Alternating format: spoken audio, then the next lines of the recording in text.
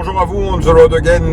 Ce matin, direction Cannes, où nos stagiaires de la certification EAM, mais aussi IEMC, inspecteur expert maritime canadien, vont rencontrer un grand maître de la propulsion, à savoir monsieur Paul Bézy de la société Francelis. Allez, je vous tiendrai au courant du déroulement de cette journée. Salut les amis, ciao ciao.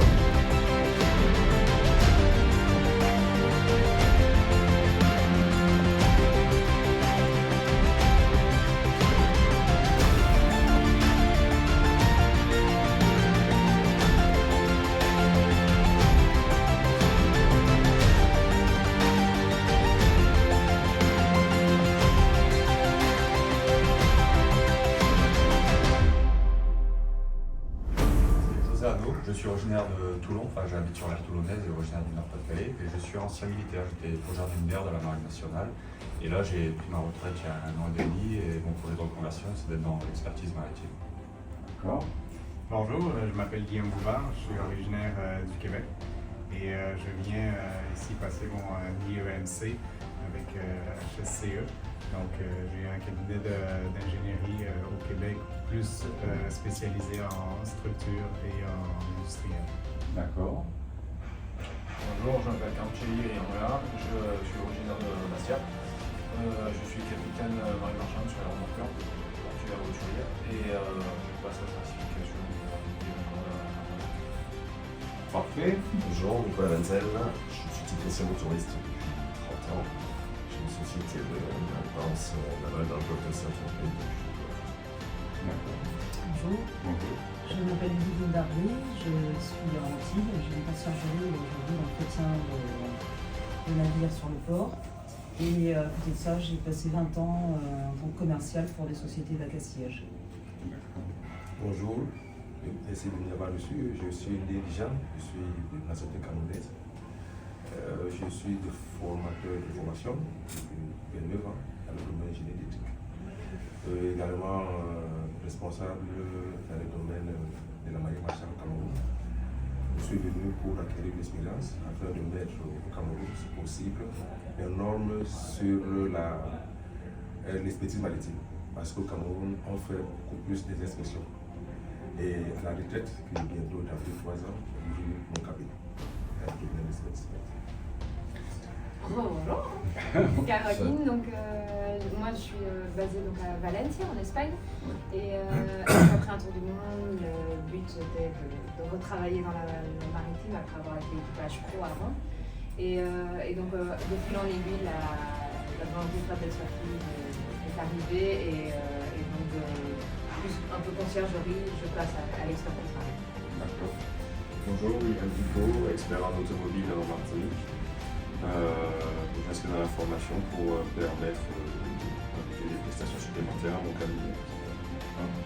Christophe Ditch, je viens de Brest, je suis artisan en réparation navale, bois et composite. Je suis aussi skipper professionnel et j'ai aussi beaucoup travaillé dans ce domaine-là, plutôt voile. Et voilà, dans le cadre de mon entreprise, j'ai envie d'évoluer vers l'expertise maritime. D'accord. Je me présente, j'ai créé cette entreprise il y a 50 ans. J'ai ramé pour apprendre, jour après jour, jusqu'à arriver à aujourd'hui, où j'écris les programmes de calcul, où je fais de la recherche pour améliorer le fonctionnement des hélices. Et j'ai découvert au fil des années que ce qui me paraissait simple au début ne l'était pas du tout en réalité. Entre le calcul du diamètre et le calcul du pas, en se disant c'est réglé, on sait quelle hélice il faut. Et la réalité, il y a un monde. Ce monde, il tient à quoi? Il tient à la longueur du bateau, à la forme de la carène, à la résistance due, pour des raisons X, au frottement de l'eau sur la coque, à la position du navire dans l'endroit où il navigue, donc de la latitude qui va faire varier beaucoup de coefficients. Alors je pense que Laurent vous a distribué les fiches. L'enthalpie, pour vous donner juste, si vous essayez de mettre de la classe 2 sur un bateau militaire, il ne va pas faire la vitesse. Et donc il ne remplira pas le contrat. Donc vous devez être conscient que le choix de la norme qui va régir la fabrication de l'hélice, elle est fondamentale sur le rendement final de l'installation. Parce que entre la différence de la classe 2 et la classe S, il y a 6%. Et il coupe le bateau en tranches et il va calculer les volumes de chaque tranche, puis les additionner. Ça sera des mètres cubes multipliés par la densité massique de l'eau moyenne. En Europe, c'est 1,025 et vous avez le poids. Et moi, je trouve 36 tonnes pour ce bateau-là et le client me donne 34.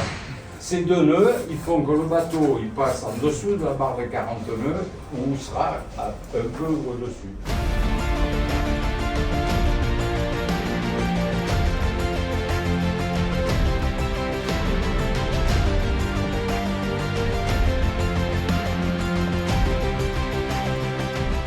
Voilà. Du coup, ça a pu favoriser de l'électrolyse. Non, il n'y a pas d'électrolyse sur l'hélice. Par contre, elle a cassé.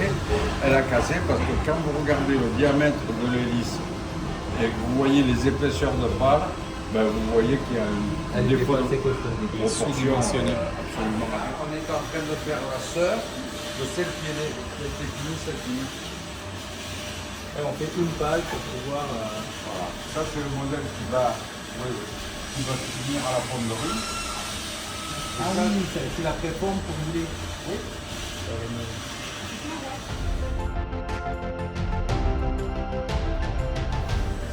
C'est des places à 1 mm et demi d'écart.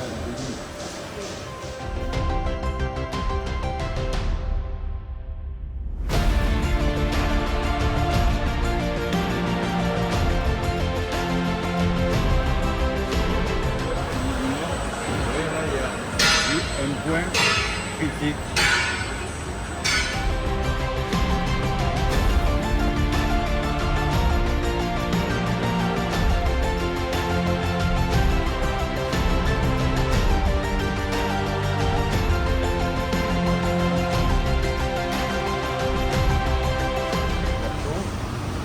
Et une fois que ça sort du robot, ça passe à la finition.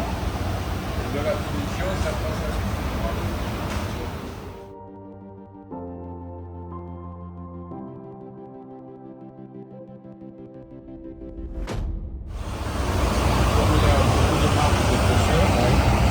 Elle va être remise au pitch, vérifiée, qu'on soit parfaitement dans le profil. D'accord. Et là, c'est qui? C'est sauf que du marquant. Parce que ça, c'est la classe de. Si c'était de la classe S, ça serait entièrement passé avec le même numérique.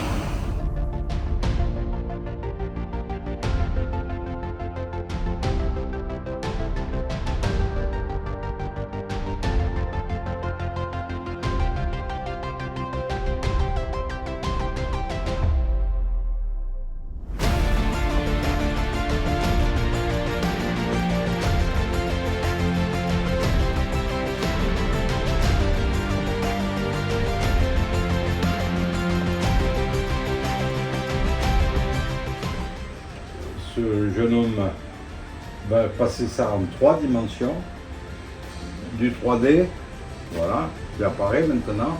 On va demander à la fraiseuse d'usiner suivant un parcours bien défini, c'est-à-dire la distance entre chaque passe, la qualité de la tolérance que l'on veut et la profondeur de passe qu'on veut prendre dans la matière, et on va obtenir à la sortie le parcours d'outils.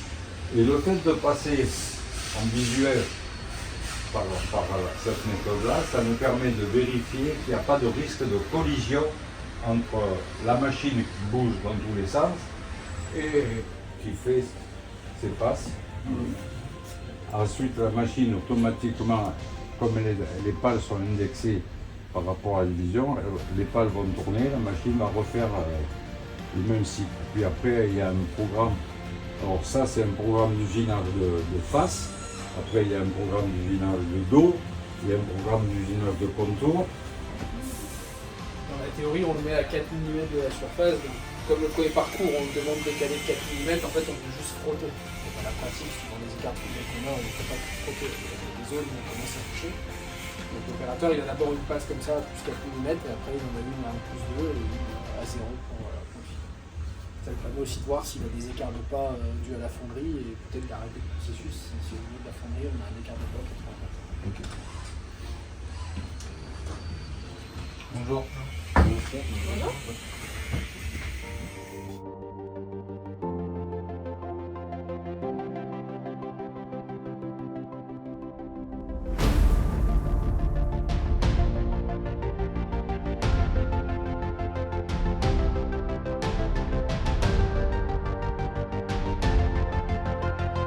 Voilà, après cette première visite d'atelier dans le fief de Francélis, on suit le maître de la visite, Paul Pézy.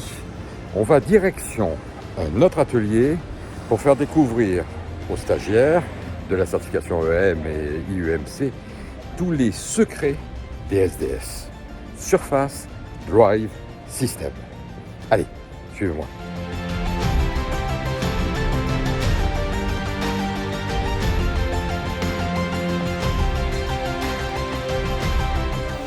Dédié au montage des SDS. Ça, c'est un produit qui ne peut travailler qu'avec des hélices de surface. Si vous mettez une hélice conventionnelle derrière ça, ça ne marchera pas. Par contre, si vous mettez ça à bateau identique, vous allez marcher probablement 10% plus vite que gratuit. Parce que vous n'aurez pas la résistance du gouvernail, on n'aurait pas la résistance des appendices de carène, le système est hors d'eau, donc on gagne sur la résistance. Il ne faut pas oublier que la résistance, elle augmente au carré de la vitesse. Donc, si vous avez par exemple 1 mètre carré, il faut le multiplier au carré de la vitesse pour connaître sa résistance. Et donc, ça va très vite. Gagner 3-4 nœuds sur un bateau à 40 nœuds, à un moment où chez la pale du bas qui prend tout dans la tête, et les pales qui sont à 90 degrés qui ne prennent même pas le quart. Donc la variation de poussée va entraîner des vibrations. Une fois que les drives sont assemblés, on les fait tourner sans hélice pour éviter de découper les bonhommes. Et on les fait tourner et on doit vérifier qu'il n'y ait pas de fuite d'huile parce que le système, il y a des réservoirs en charge.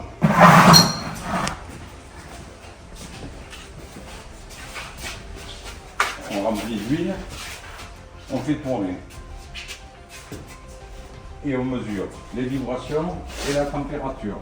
Si ça chauffe, c'est pas normal, ça ne doit pas chauffer, ça doit rester toujours en dessous de 80 degrés. Sans quoi il y a le risque de faire cuire les joints, y compris les joints speed. Donc ça pourrait faire pisser l'huile dans le bateau. Ça ne doit pas arriver. Donc on teste suffisamment, vibration, bruit, et on voit s'il y a des fuites. Si ça passe, on met bon pour le service, ça part. Honnête avec vous, je suis. Il est pas d'accord que le bateau il gagne sur un Mangusta 108, on a 2 nœuds, un poil plus de 2 nœuds d'écart entre un bateau équipé avec notre automatique trim system et un bateau de confrères où c'est le capitaine qui cherche. Mais en attendant qu'il cherche, il ne fait pas le virage. Alors qu'est-ce qu'il vaut mieux? Faire le virage, puis régler. Le temps qu'il est fini de régler, le virage il est passé. Quand on est à 40 nœuds, on a vite fait. Et ça, c'est vous qui développez les softs aussi, Oui. et vous les adaptez propres à chaque bateau après. Oui. Sinon, vous avez des capteurs, des gyromètres, des pompes électroniques, des choses comme ça. Bien. Un bon point. C'est parfait. Il y a un jeu qui est prévu au départ, mais il faut effectivement que ce jeu soit maintenu pour permettre la lubrification de base. Quand c'est là, ça paraît d'une évidence enfantine, mais c'est vrai qu'il fallait y penser, quoi. Où sont les points critiques d'un système comme celui-là? Ça l'est un, c'est pour ça qu'il est terriblement renforcé. C'est impressionnant. Ouais. éviter tout risque de cassure de... À ce niveau-là, à la jonction. Là. Voilà. Donc le coupling. Et le deuxième, c'est le couple généré quand on manœuvre. Et ça, c'est le dimensionnement du vérin qui le garantit de façon à éviter que ça pète. Parce que vous pouvez avoir des efforts latéraux conséquents quand même. Tu le bras de levier qu'il y a C'est minimum 20% de la poussée.